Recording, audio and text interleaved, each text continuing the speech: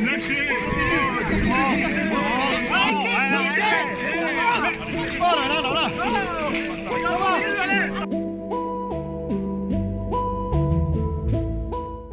On me fait un croche-pied, on me frappe au sol, je ne saurais pas dire qui c'est, mais donc suite à ça, je suis interpellé et on me reproche d'avoir frappé, on dit que c'est moi qui aurais frappé un policier.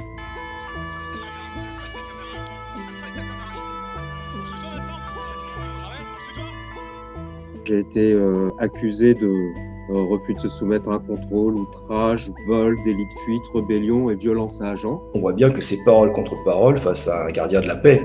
Et là, on pèse pas bien lourd. Donc c'est vous êtes mort si vous ne pouvez pas filmer et apporter ce genre de preuves.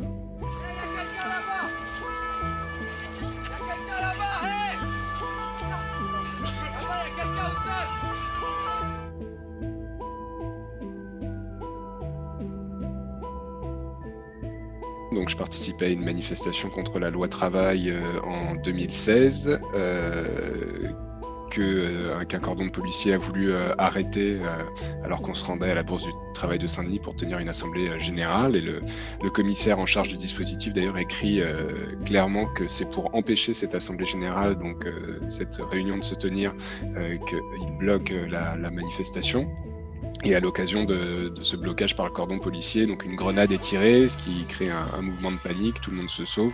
Et moi, à cette occasion, on me fait un croche-pied, on me frappe au sol, je ne saurais pas dire qui c'est, mais donc suite à ça, je suis interpellé et on me reproche d'avoir frappé, on dit que c'est moi qui aurais frappé un policier. Il a été possible de mettre la main sur une vidéo et de produire une vidéo. Ça a quand même manifestement semé le trouble dans l'esprit de la procureure et de la juge. Et les juges ont décidé du coup de me relaxer puisque mes droits à la défense n'avaient pas été respectés, puisqu'on n'avait pas pu interroger le seul témoin à charge. Ce 31 octobre 2019, nous avions décidé de faire un rassemblement au dernier moment, puisqu'on avait appris que la veille la venue du Premier ministre avec un aéropage de ministres autour de lui pour faire des annonces pour la Seine-Saint-Denis en ce qui concerne les services publics sur les aspects régaliens, suite notamment à un rapport Cornu-Gentil qui faisait la démonstration, si tant est qu'il faille la faire, que notre département a une rupture d'égalité républicaine.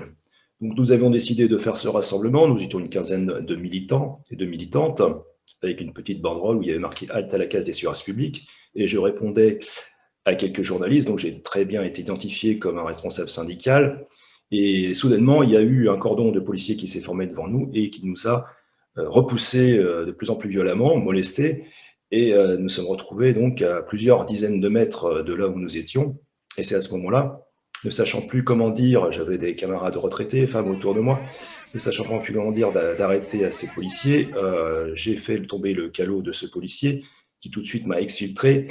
Et quand j'ai été derrière la camionnette, donc suite à mon exfiltration, on m'a dit, j'ai dit tout ça pour un calot, et là on m'a dit, nous allons dire que nous, c'est une gifle. Et j'ai passé après 7 heures donc, de garde à vue. Pendant ma garde à vue, donc à mon audition avec mon avocate, le commissaire a dit, je vais aller voir la vidéo. Sauf que dans le dossier, aujourd'hui, il n'y a pas de vidéo de leur part. Nous, par contre, nous avons une vidéo, c'est qui a fait prendre position au procureur suite au visionnage de cette vidéo, qu'effectivement les faits de violence ne pouvaient pas être retenus puisqu'effectivement il n'y a pas de gifle. C'est suite à cela qu'il a demandé donc une requalification pour outrage, ce qui n'a pas été retenu par le juge puisque j'ai obtenu la relaxe totale donc le 22 février dernier.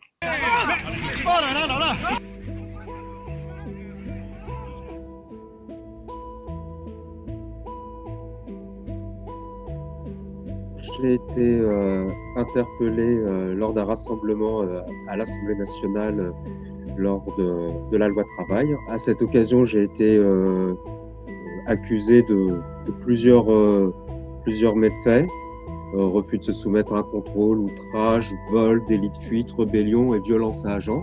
Ils disent qu'ils n'ont pas vu ce qui se passait avant, ils n'ont pas vu les violences policières et ils auraient vu que ma rébellion, mais sans montrer ni au juge ni à la défense ces images. Et par chance, 2 camarades ont été assez futés pour réussir à prendre des images. Grâce aux images des camarades, j'ai été relaxé. Ce nouveau délit, donc, qui serait de prendre des images des forces de l'ordre lorsqu'ils interviennent dans les manifestations et de les diffuser sur les réseaux sociaux, pour nous, ce nouveau délit cache un objectif du gouvernement qui viserait plutôt à invisibiliser les violences policières lors des manifestations plutôt qu'à protéger les forces de l'ordre comme le prétend ce gouvernement. Aujourd'hui, malheureusement, la répression est très forte, que ce soit d'ailleurs dans les entreprises ou dans la rue lors des manifestations. Et souvent, suite à des accusations à tort, des accusations des forces de l'ordre vis-à-vis de ces militants et militantes, le gouvernement, qui dans une période de crise sanitaire très grave et dans une période de crise sociale très grave, souhaite finalement entraver par ce projet de loi et par ces différentes mesures, entraver le droit de manifester, le droit aussi de pouvoir s'exprimer et de pouvoir s'organiser, que ce soit au niveau syndical ou autre.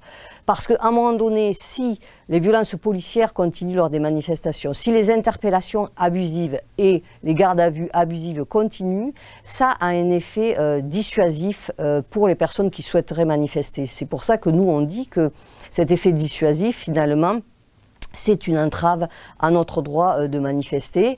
Et nous devons pouvoir aujourd'hui continuer à manifester nos désaccords, nos propositions, à participer de manière pacifique à des manifestations revendicatives sans avoir le risque de subir soit des violences policières, soit d'être interpellé à tort, soit d'être mis en garde à vue, voire être condamné, alors même que nous étions là pour manifester et pour porter des revendications.